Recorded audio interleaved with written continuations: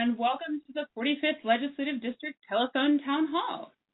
Tonight, you're going to be hearing from your local lawmakers, Representative Roger Goodman and Representative Larry Springer. Press 0 on your phone right now or any time during this event to get connected with a volunteer and ask your question. My name is Megan, and I'll be your moderator tonight. Thank you so much for joining us. Remember, press 0 on your phone to take part in this dialogue. To get started, I'm going to open it up for some brief opening remarks from Representative Goodman. Rep. Goodman, the floor is yours. Thank you, Megan, and good evening, everyone. This is Roger Goodman, and it's a pleasure to, we always love these events because it's a great way to interact with you. Just a little background, I am serving my 20th year now in the House of Representatives. And chair the Community Safety Committee, which has jurisdiction over the criminal system. Been chairing that committee for 13 years now. And I also sit on the Civil Rights and Judiciary Committee, which is the civil side of the law. I'm one of the few lawyers, believe it or not, in the legislature. And also on the Human Services Committee. Needless to say, these are challenging times. And here in the legislature, we're dealing with those issues of the conflict between our state and federal, very disturbing federal actions. But in addition, we have a serious budget deficit, and we're having to figure out how to cut or raise revenue. That really is dominating our effort, and Larry Springer is going to talk about that in a moment. But anyway, it's a pleasure to be with you. Looking forward to answering your questions. Larry? Hello, everyone. This is Larry Springer. I am Roger Sr. by 2 years. I'm here in the legislature for 22 years. Roger is absolutely right. We have a challenging session in front of us. It's a short session.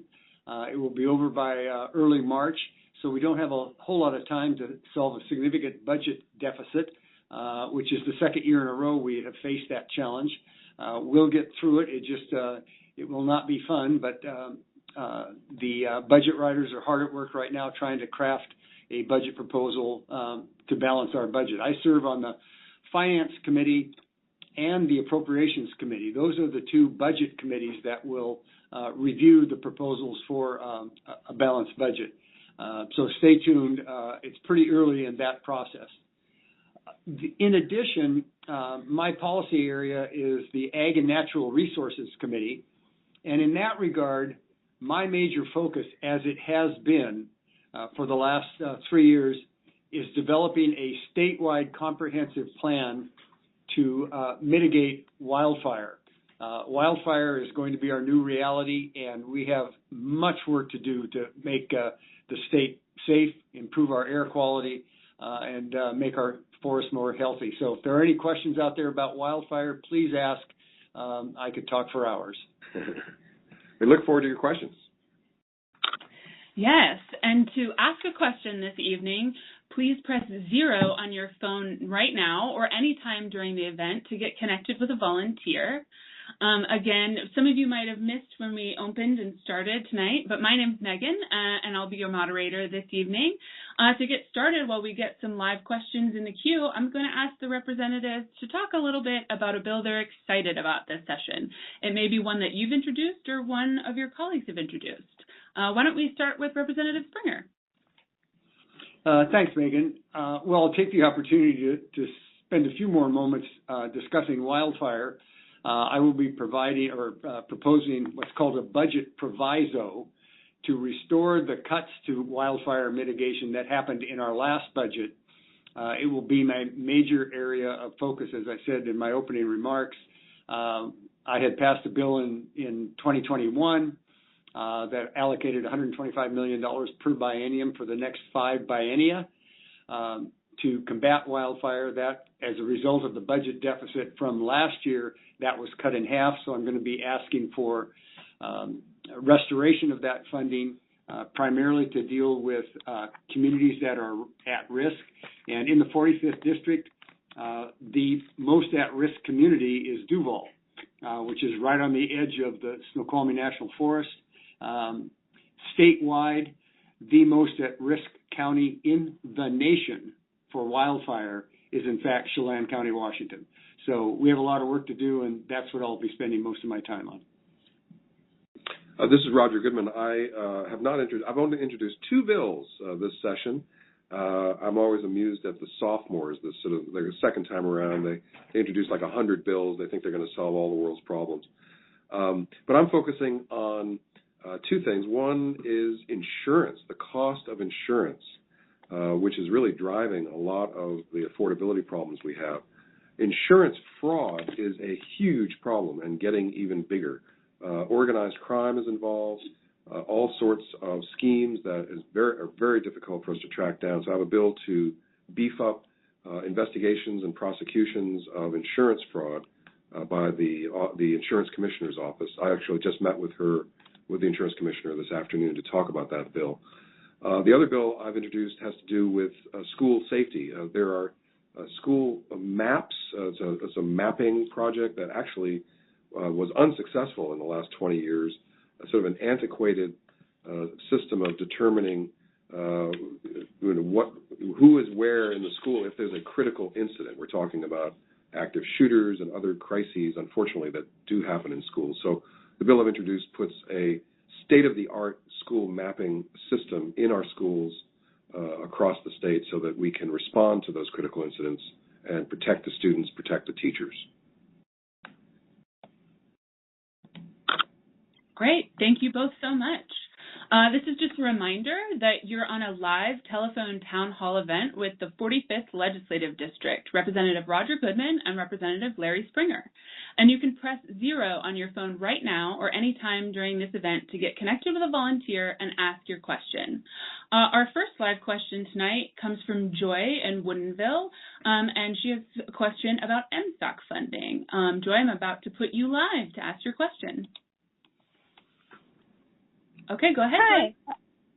Hi, thank you for taking my question. I'm an educator myself, but I also have children in the system, and I'm very concerned at the funding for schools and the ways that the MSOC expenses continue to grow, and there has not been sufficient increases to make that happen, and the way that our funding structure has limited the levies that can be taken for our school districts.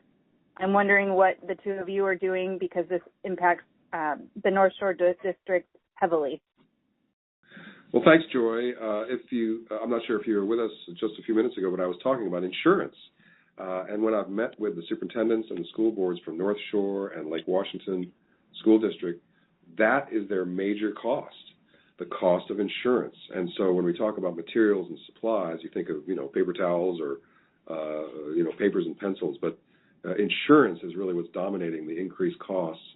And so that bill I've introduced hopefully will bring down the cost of insurance because the insurance fraud problem is a $300 million problem in this state.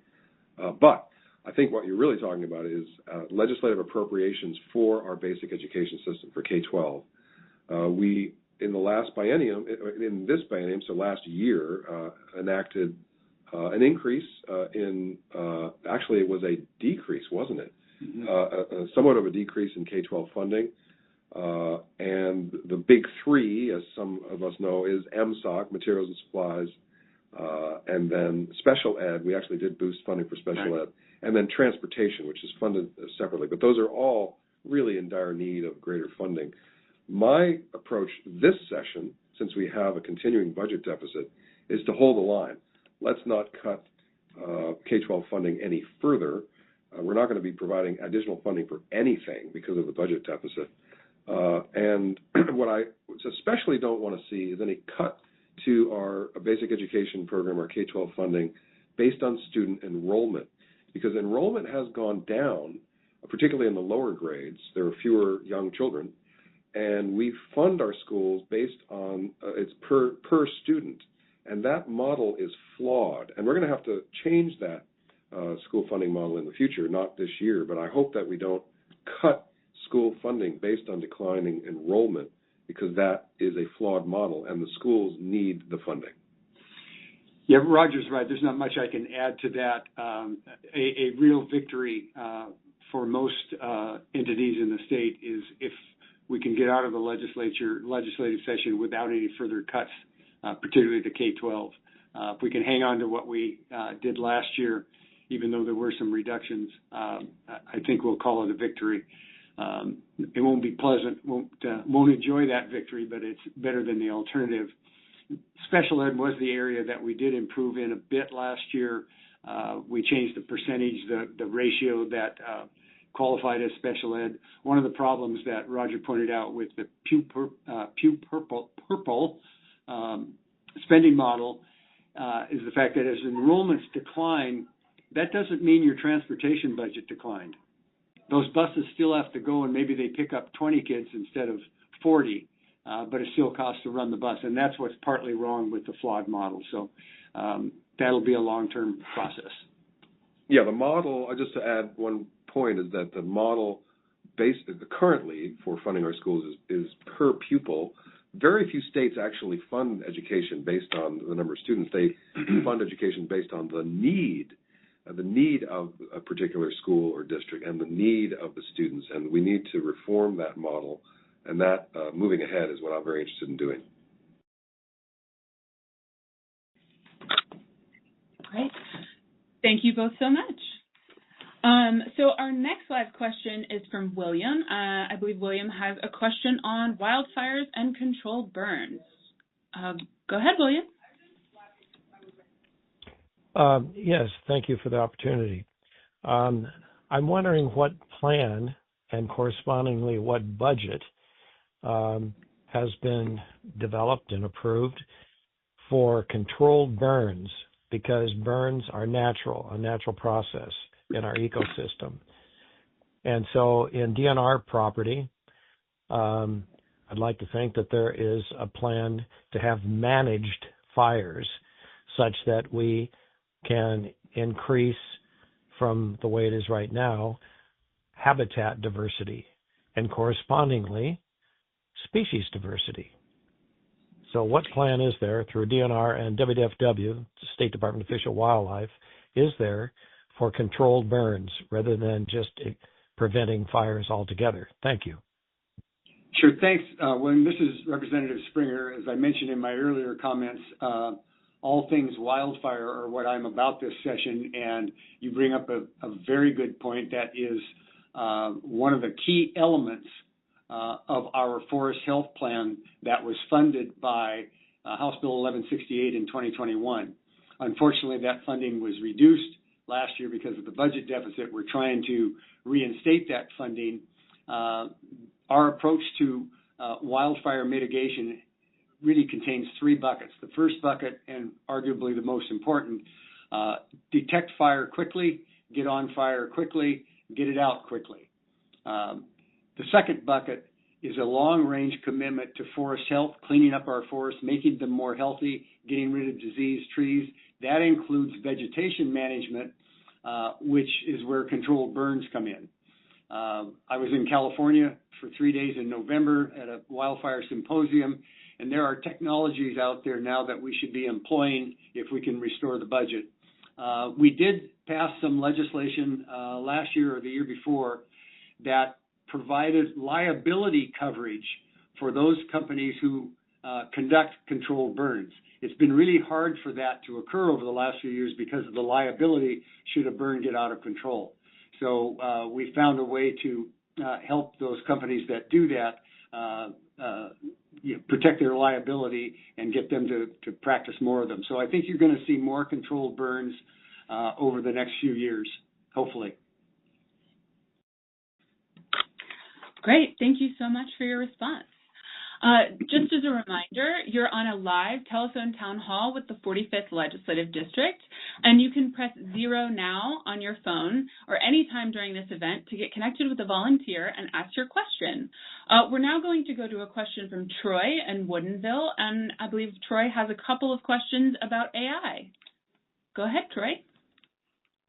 Actually, I had one question that's a little bit more related to the session coming up. I have an EV. I drive a Rivian. I noticed that last session there was a bill proposed to allow other companies to sell EVs directly in the state that didn't make it through committee. I'm a little bit concerned that apparently the head of the committee that it didn't pass out of owns dealerships, or her family owns dealerships in the state. So I'm kind of wondering if there's going to be any effort to support purchasing EVs. That's one. And then the second question related to AI. You mentioned we're in a budget shortage. Are we using AI to help optimize the resources we have and help possibly with the budget work? And that's it. Thank you, Troy. Thanks for the question. This is Representative Springer. The direct sales into the state, like for example Rivian and others, is quite frankly a very complicated question because it flies in the face of Washington established statute, which is around franchise law. So that's what complicates that. You alluded to the chair of the committee that heard that. I can assure you that had nothing to do with any decision made out of that committee. The issue here is a sense of fairness, that to allow dealers or manufacturers to direct sell into the state while at the same time requiring legacy dealers like your local, Chevrolet dealer or Honda dealer or Nissan, those are required. They have franchise laws that require them to have showrooms, service departments, and yet the direct sale from Rivian or others, they don't have those obligations under the franchise law. So our struggle here is to try to level the playing field so that those legacy dealers, who also sell EVs, by the way, are on a level playing field with direct sales. It's complicated, but we are working on it. Thanks, Troy. You had asked about AI, and frankly, we're not really using AI to figure out our budget problems or to do anything else in the legislature. I'm not sure if AI could ever replace politicians, but maybe someday. What we are concerned about is AI out of control. AI is now feeding on itself. We're only a few years away from general artificial intelligence where humans won't be needed anymore. We're just racing to regulate AI before it keeps getting ahead of the regulations. And frankly, it's like pushing a big rock up a hill. We are really stuck. So a lot of bills have been introduced to put standards in place for the use of AI. I'm most concerned about artificial intelligence endangering our young people. We have these chat bots where people are sort of establishing a relationship with their phones. There's no regulation on the use of these chatbots for mental health care and so forth, and quite a number of young people have taken their own lives because these AI chatbots are very sycophantic. They just approve everything you do, and they think you're wonderful. And there's so many other risks of AI. That's really what we're looking for, is to try to rein it in, not necessarily to use it to engage in our legislative business. This is a new world, and again, AI is sort of evolving faster than we can catch up with it. There's a whole bunch of bills that we're considering to try to bring it under control. Great. Thank you guys so much for your responses. Just a reminder that you can press 0 right now to ask a question. Next, we're going to go to a question from Paul in Kirkland about our tax system. Paul, you are now live. Hi. My AI told me to ask you this or it won't wake me up tomorrow. Here's what I've been thinking about state income tax, which I think most people suspect, and I think they're correct, that ultimately it will come down to the middle classes at some point in the future, which is why we don't like it. But we also have a regressive tax system which should be corrected. Why don't we consider going the way of our neighbors to the South, Oregon, simply replace maybe the sales tax and the B&O tax with a sales tax, dollar for dollar. I get imagine constitutional regulations that would keep a new sales tax from being implemented. And maybe, just maybe, it might be more palatable for the people. I don't know. Paul, this is Representative Springer. As I mentioned in my opening remarks, I serve on the Finance Committee and the Appropriations Committee. So those are the committees where that very question of our tax structure lands. It's where we spend most of our time dealing with that topic. We're in a real dilemma here in the sense that there are three taxes that the state of Washington imposes that account for 80% of our operating budget. That's 80% of a $72 billion budget. So it's a lot of money. Those three taxes are sales tax, property tax, and the business and occupations tax. Two of those taxes, sales tax and business and occupations tax, are the most regressive taxes we have. Property tax, a little less regressive because it is tied to value, but with the skyrocketing values, it probably doesn't feel very progressive right now. An income tax, if applied, like Oregon, to all taxpayers on a graduated basis, that would be an example of a progressive tax system. We have a proposal for an income tax that might apply only to people making over $1 million a year. That's a step in the right direction, but it doesn't solve our budget problem, and it doesn't get rid of the two most regressive, B&O and sales tax. So we're working at trying to figure out a formula by which a possible income tax could be enacted. I have no idea whether it will or not. It depends on whether or not it can get the votes, and that's unclear. But a proposal that if we were to do that, could we reduce the sales tax? Perhaps not get rid of it entirely, but reduce it. That brings us a little closer to, I think, one of the parts of the question was, are we more like Oregon? And so the difficulty is it's really hard to make changes to our tax system by only looking at one piece of it at a time. You really have to look at the entire code, and we're struggling to do that, but we've been at it for a couple of years, so we'll keep at it. Thanks, Paul, for recognizing the problem.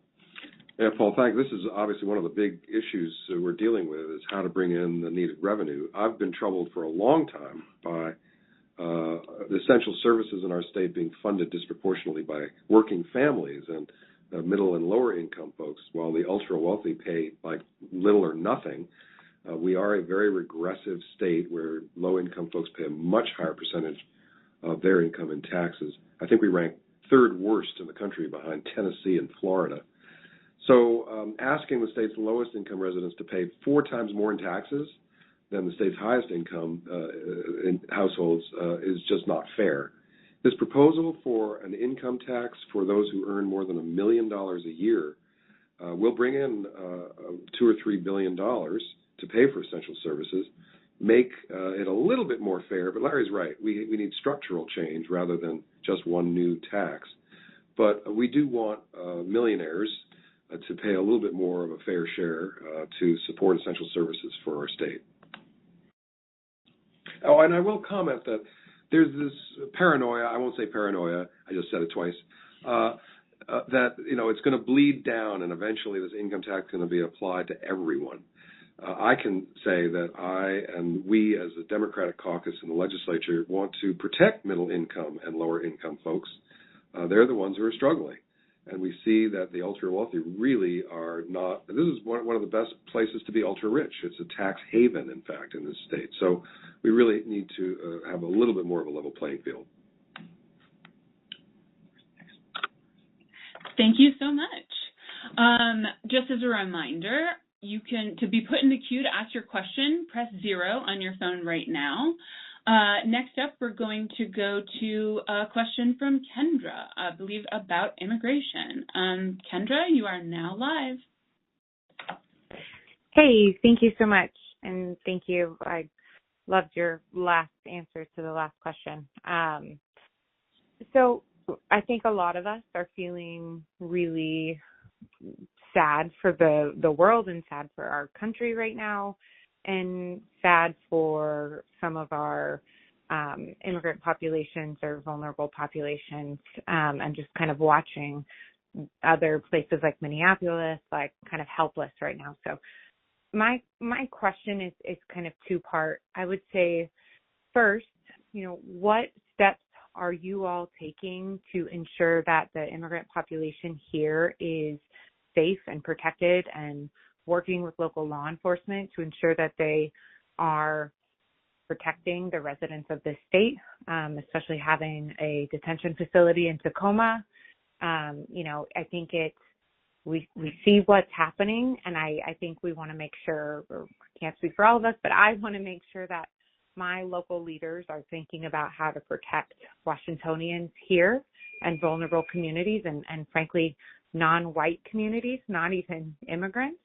And my second question would be, I think Minneapolis is showing us that you can do so much with local leadership and organizing and advocacy, and I would want to hear what you all are doing to put pressure on our federal government to bring back, the due process to adhere to our Constitution and to protect the citizens, because I don't think we can just watch from afar and think it's not going to happen. And I think you all have a lot of power to pressure our representatives at the federal level to do the right thing. So I would love to just learn both locally what you're doing to help protect communities and vulnerable communities here, as well as what pressure you're putting nationally. Well, thanks, Kendra. This is Roger Goodman. I'm just as outraged, and this is unbelievable what's going on, where we have federal agents snatching our citizens off the streets. They're wearing masks. They're not identified. They're not trained. They're using deadly force, as we've seen in Minnesota, and it's going to come here. And they're actually starting to change their tactics now. They're wearing little puffer jackets and kind of trying to fit in instead of last night in Acropolis Pizza in Kirkland. The ICE was in the restaurant looking for people. They conducted an armed raid in the El Gaucho restaurant in downtown Seattle 2 nights ago. It's here. It's happening now. And so and as chair of the Committee on Criminal Justice, we're trying to put measures in place to protect our own law enforcement, because they want to protect us. They don't want to get in trouble. They're stuck in the middle. So we have a number of measures that we've introduced. One, for instance, if you work for ICE, you're not going to be able to work as a law enforcement officer in Washington State. That's one of the proposals. We also are going to try to put in place a protocol so if law enforcement sees federal agents engaging in misconduct or excessive force, they have to turn their cameras on and report it and do their best to identify who the federal agents are, and we will be protecting our local law enforcement from doing that. They're not going to get in trouble by getting in the middle. There are many other measures that we're looking at to try to protect our local law enforcement. But Kendra, to say that we can keep our own people safe and to assume that the feds are going to do anything we ask, we may pass these bills, but they're going to continue to flout the law, undermine the rule of law, and continue to say that they don't even acknowledge our authority. And so it really is incredibly troubling that this country this has happened across the world and other places, but not here. It's happening here now. And to see 50 to 70,000 people in minus 20 degrees in Minneapolis, I think people are going to start to rise up now. We've reached an inflection point. So we're doing everything we possibly can on the state level, protecting our local law enforcement from getting in trouble and to continue to protect us. But you never know what's going to happen with the Fed, so we're on our toes. Thanks, Kendra. The only thing I will add, there is a bill that is being discussed that would require employers, if they are approached by immigration services, that they have to notify all of their employees within 72 hours that they have been approached. We're working out the details. That can be very complicated, if you can imagine the University of Washington with 54,000 employees. So, but it's something that we are in fact working on. So your outrage is very well taken.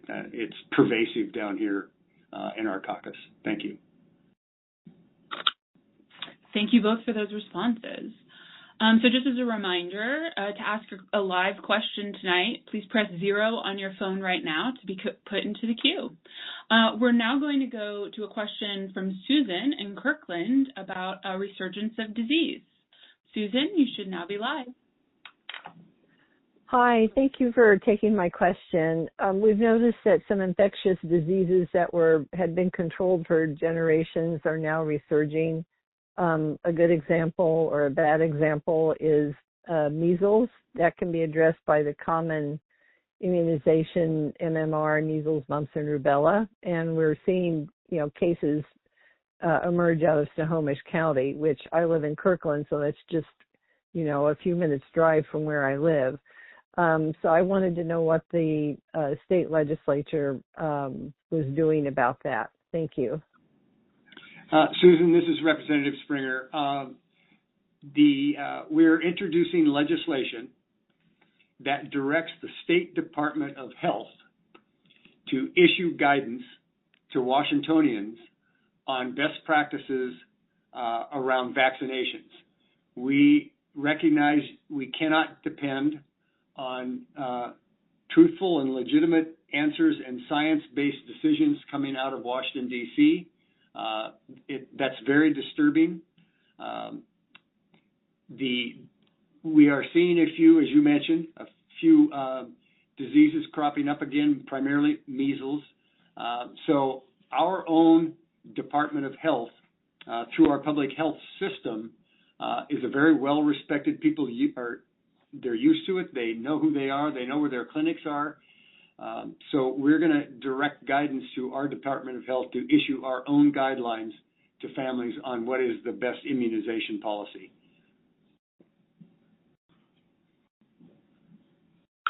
Great. Thank you so much. Just as a reminder to everyone listening in, this is a live telephone town hall with the 45th Legislative District. We're now going to go to a question from, actually, it says unknown currently in the system, but I believe they have a question specifically for Rep. Springer about funding wildfire programs. So, sorry, unknown, your name wasn't in the system, but you are live now to ask your question.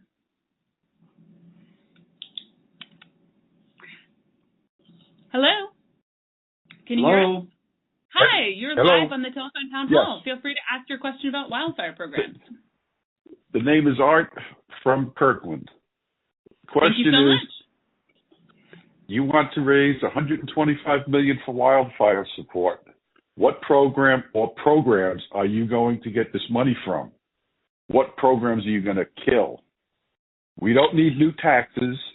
We, your constituency, are already taxed to the max. Wildfire issues are important.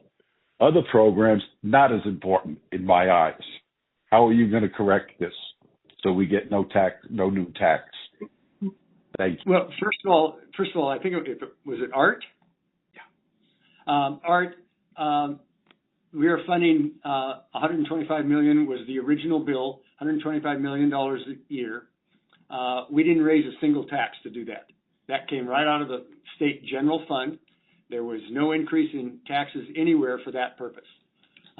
There is no proposal at this point to continue or restore that funding that would entail a new tax. I will tell you one of the areas that we're looking at is to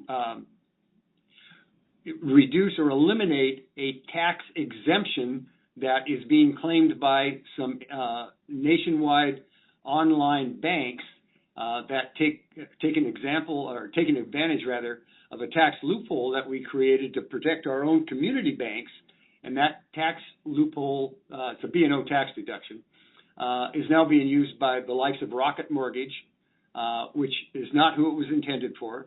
So we have a bill to change that.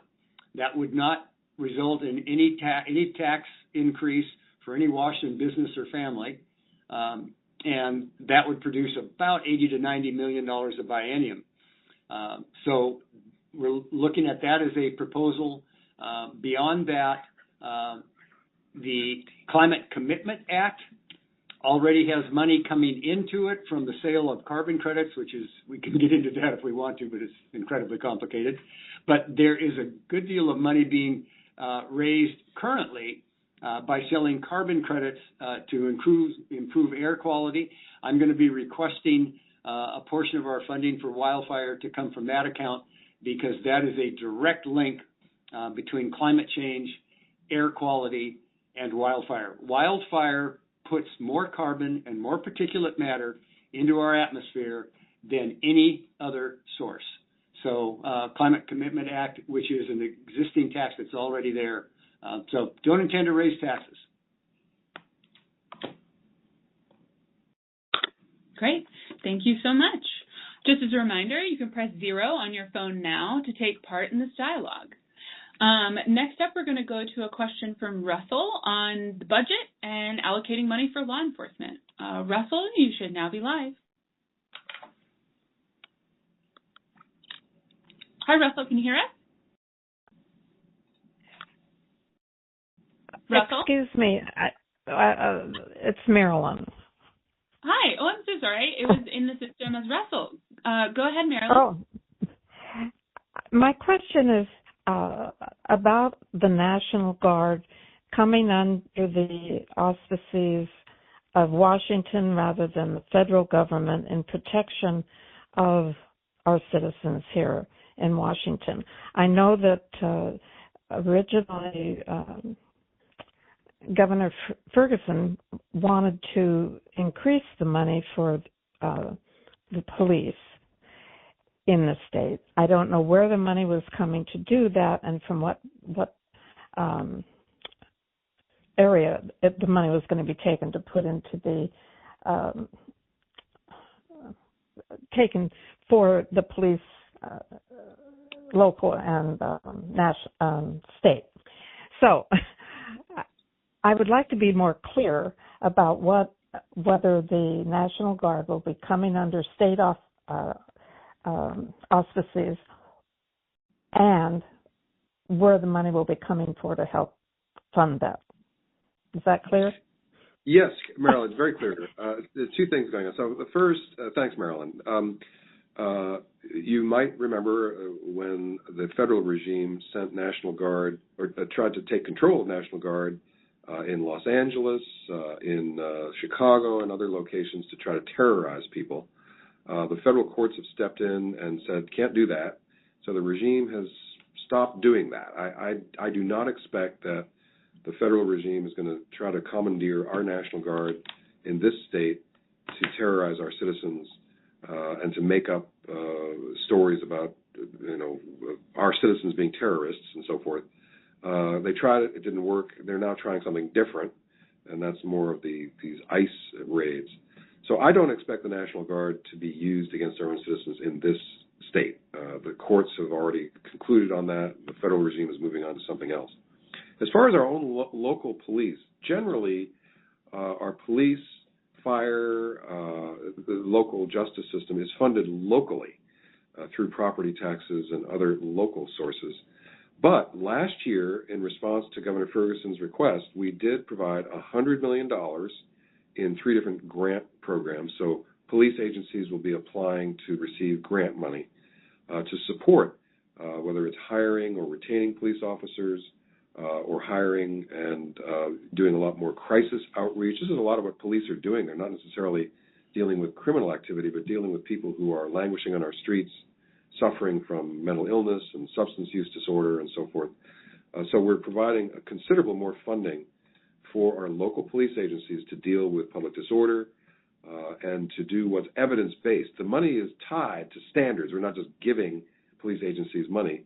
They need to prove that they're up to speed, engaging in best practices, and following our laws. So we are bolstering support for the police statewide. And as we said in the beginning, our police now need to be protected even more in the face of these federal actions.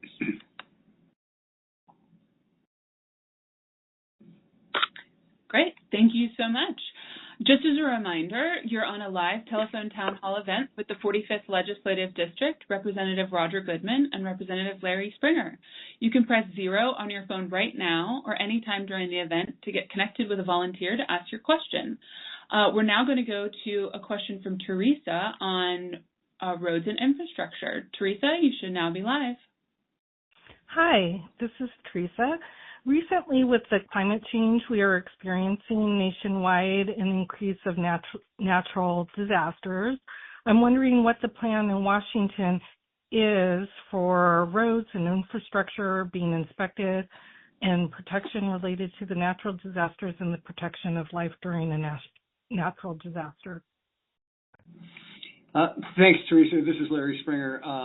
I used to be on the Transportation Committee. I am not anymore. But I can tell you that our transportation budget in the last go-round, last year and I think the year before that, had an increased emphasis on maintenance of our existing infrastructure as opposed to a lot of new projects. There is an ongoing effort to systematically inspect all of our bridges. That's going to take a few years because there's hundreds of them. But wanting to make sure that our bridges are seismically sound. And that's the top priority because that's a safety issue. Moving people efficiently through a corridor is important, but not as important as it is maintaining safety on our roads.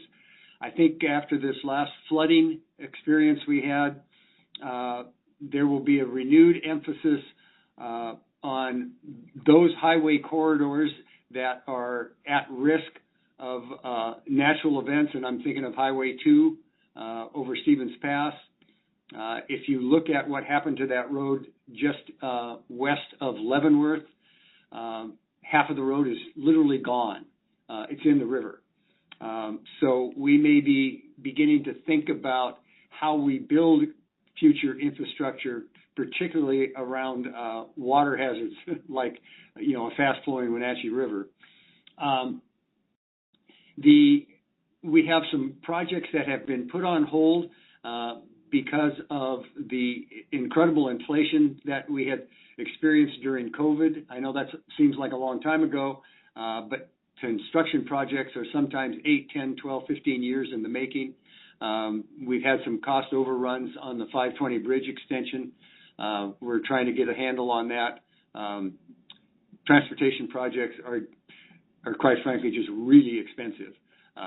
Cost of concrete went up, therefore our costs went up. So it's going to be a long slog to get ourselves out of this and improve the safety, but that's going to be job number one.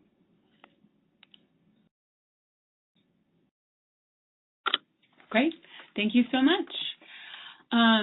Just as a reminder, you can press 0 on your phone right now to get connected with a volunteer and ask your question. Next, we're going to go to a question from Keith. I believe he may actually have 2 questions, but one certainly on flock cameras. Keith, you should now be live. Hey, thanks. I do have 2 questions. I'm going to start out with earlier in the session, we were talking about how taxes in Washington are regressive, how we're like the 3rd most billionaire-friendly state in the U.S., and how we might be looking into potentially taxing people who make $1 million or more a year as a way to kind of counteract that. My question is, have we considered doing like a wealth tax where we're taxing wealth instead of work and just targeting, billionaires or something? And, I'm not exactly sure how this would work, but if we got like 1% of the net worth of our billionaire class here in Washington, Google tells me that's like $350 billion. We'd get $3.5 billion from 1% per year. So question 1, has anyone thought at all about doing a wealth tax? Question 2 is on the flock cameras. I don't think we have any regulation around flock cameras here. And I'm concerned, especially given everything that's going on with the federal government and with ICE, that there's potential for misuse and abuse of essentially a mass surveillance system here in our state against our citizens. Have we thought about how we want to regulate those cameras and maybe whether we even want to have them here in Washington at all? Thanks, Keith. Yes, these Flock camera. Flock is actually one of the three companies that makes what are called automatic license plate readers, or ALPR. There's a bill moving through the Senate. It's going to come over here to the House to regulate these automatic license plate readers, to limit the time during which data can be retained so that there's not a needless invasion of privacy, and also to regulate sort of various buttons and switches and dials. It's possible to operate these automatic license plate readers, which are actually very helpful for police to track down vehicles that have been involved in criminal activity and so forth. But the feds have broken into those systems, not just these automatic license plate readers, but our Department of Licensing data and other state agencies. Their data has been raided by the feds. So we are shutting all that off, not down, but preventing access. So for instance, on these Flock cameras, these automatic license plate readers, it's possible, and a number of jurisdictions are doing this. They're continuing to use these, but they're preventing access to the data by anybody else, and it's possible to arrange the technology that way. Redmond has put a pause on these automatic license plate readers. I believe Shoreline has also paused it, but other cities are continuing to use them, but shutting down access to the data, and that's key. I did want to talk also about the wealth tax. That's the proposal from last year. We did consider a proposal to pay, I believe it was, I'm not sure what the percentage was. I don't remember either. Anyway, anyone who possesses, let's just say, a stock portfolio, which is intangible assets, anyone who possesses a stock portfolio worth more than $50 million would have to pay a tax based on the value of that over the $50 million. So you pay the tax on every dollar over that. And that would have brought in several billion dollars. The governor is not supportive of it at this time, so we're not going to try to jam it down his throat. But the governor is supportive of the millionaire's tax this year, so that's one measure that I expect we will enact. Keith, this is Larry Springer. We have had a wealth tax proposal circulating around the legislature for the last 4 or 5 years. It is an example of a more progressive tax, as you mentioned in your comments. It's a tax on wealth, not work. That's a step in the right direction. I have supported a wealth tax in the past, but I have a caveat, and that is we should not overestimate the amount of money that we will actually collect, because the people who pay this tax are very mobile. In most cases, they may have a house someplace else. We've already lost 3 or 4 of the major billionaires from Washington. Bezos and Ballmer have left the state. And so we have to be careful that we don't sort of fool ourselves into thinking it's going to raise all those billions, because these people, they can move at a drop of a hat. Incidentally, Norway, who has had a wealth tax for years, just got rid of theirs because their top 8 payers, they're not a very big country, so I don't know how many they totally had, but the top 8 left Norway and took 80% of the wealth tax with them. So it's not a panacea to step in the right direction, but we need to be realistic and keep our eyes wide open here. Just for you all to know, in our area, in Redmond and Bellevue and Kirkland and Bothell and so forth, there are about 400 individuals who have more than $50 million in wealth. So we've got to ask those who are just incredible amount of unproductive wealth sitting in their backyards to contribute a little bit more to the commons. Thank you both so much. We're now going to go to a live question from Paul on House Bill 2489. Paul, you should be live now. Yeah, hi there. My name's Paul. I live in Redmond. I saw the House Bill 2489, and first I'd like to confirm that my understanding of it is correct, and then I have a basic question for you. My understanding of House Bill 2489 is it will be illegal for cities and counties to enforce their own laws against camping on their own public properties like parks, schools, libraries, etc., unless, and this is a big unless, they being cities and counties, provide housing for the person, their partner, their pet, and their disability, and I'm not sure what else is in that laundry list. Is my understanding of your House bill, it's sponsored by the Democratic Caucus, is my understanding correct? There have been proposals like this for a number of years. There was not a Supreme Court case, actually. It was a Ninth Circuit case, Martin versus Boise, which did uphold the human rights of people who are unhoused to be on the sidewalk or in public places. That precedent was overturned by the U.S. Supreme Court last year, and so now homelessness is able to be criminalized again. And quite a number of jurisdictions, not that many in Washington State, have recriminalized homelessness. I'm not a big fan of that. These are human beings with dignity. And so we need to thread the needle on this to comply with the court decisions. It wouldn't be so much of a general permission to occupy public spaces and get in the way of businesses and so forth. But we have a lot of unhoused individuals who really need support and not to be arrested and suffer legal consequences. So it's something we're chewing on. I actually wasn't familiar with that bill. I'm going to take a closer look at it.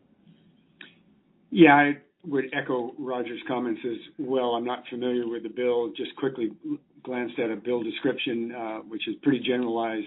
One of the things that I think probably has to be under consideration in any kind of restriction on local government's ability to govern their own open spaces is safety issues. The degree to which those encampments might be posing a public safety concern. Cities should be able to address that. I have not heard from the city specifically on that bill. I suspect we will. Sorry, we can't be more definitive at this point, but the bill, haven't seen it yet. So I actually wanted to comment on public disorder. This is a problem in many, particularly of our urban areas and even in our own area. People who are languishing on the streets, suffering from mental illness and so forth. Crime rates, you may or may not believe it, but crime rates are at historic lows. And yet people going outside see this disorder and they don't feel safe. So one of my priorities in terms of public safety is to fund and deploy crisis outreach teams who go and help these folks who are in public spaces contributing to disorder. And the disorder that they create actually provides opportunity for those with criminal intent. So it's complicated. But I guess I'll use the rough, tough phrase, we need to clean up the streets, but really in a therapeutic and compassionate way. And then people out in public spaces will see that it is as safe as it really is, because, again, crime is at all-time lows right now. And I'll point out that Roger's in my hometown right now, Kirkland, has been a leader in creating crisis response teams that are not just law enforcement. They have mental health counselors that go out as well. So there are models out there that I think we can look to, and we'll be doing that. Great. Thank you so much. We're now going to go to a live question from Paul on understanding the difference between apartments and mobile home parks when it comes to, I believe, maybe rent stabilization. Paul, you should now be live. Yeah, thank you very much, and thanks, gentlemen, for giving us this time. So as a small business owner of a couple of mobile home parks, we were surprised by the rent control law that was passed recently that differentiated the level of rent increase between private owners of mobile home parks and nonprofits. I'm trying to understand why we're not allowed to include CPI in the increase where nonprofits are, especially given, as you mentioned earlier, the incredible increase in inflation earlier, and what I think we can all expect of the increase as these pending tariffs continue to rile the markets. Paul, thanks for the question.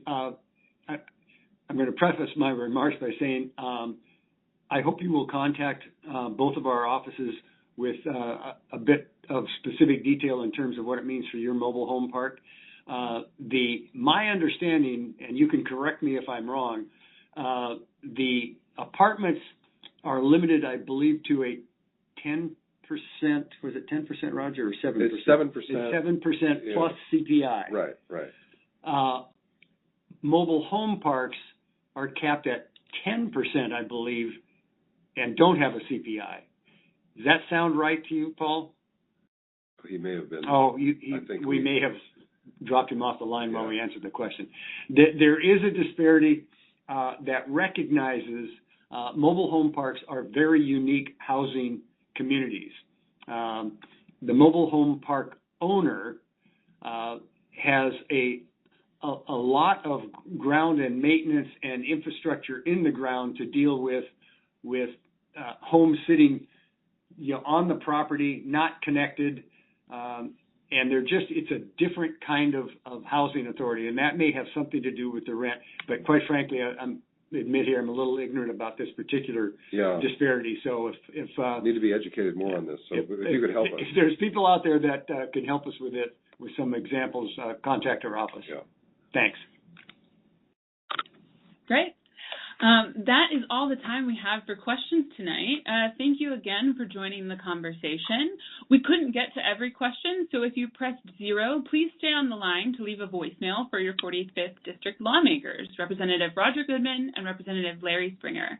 I'm now going to turn it back over for some closing remarks. Rep. Goodman, would you like to begin? Thanks very much, Megan, and thanks to all of you for listening in and for your questions. We got to more than a dozen questions this evening, and a wide variety of topics. But this is really important for us. We're here in the Capitol, away from the district, and we need to hear from you. I mean, we represent you. I think about that every day when I walk into the Capitol building and look at the marble and the sort of the Temple of Democracy and all of that. It reminds me that this isn't about me. This is actually about you. This is about me representing you and the privilege of doing that. And so this is, and this telephone town hall is an example of democracy in action, really hearing what your concerns are, which frankly matches pretty much with what our concerns are here. So I feel like we're representing you fairly well, but really appreciate your questions and your listening in this evening. And I'll enter my thanks as well. Thanks to everybody who joined tonight. Those of you who didn't get your questions answered, don't hesitate to contact our office. As Roger said, it is a privilege to be able to work in this building, and we thank you every day for those of you who sent us here, and even those who didn't send us here. We work for you as well.